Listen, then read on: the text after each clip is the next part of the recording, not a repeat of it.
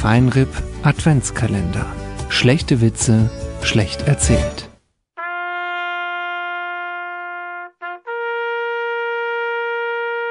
Tag 18. Die Polizei fragt einen Mann: Warum haben Sie denn nicht gemeldet, als Ihre Kreditkarte gestohlen wurde?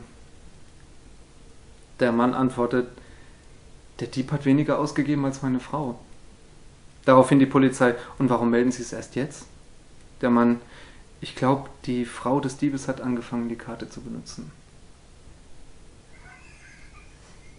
Siehst du? Das ist ein guter Indikator. Wenn der lacht, dann war's mittelmäßig.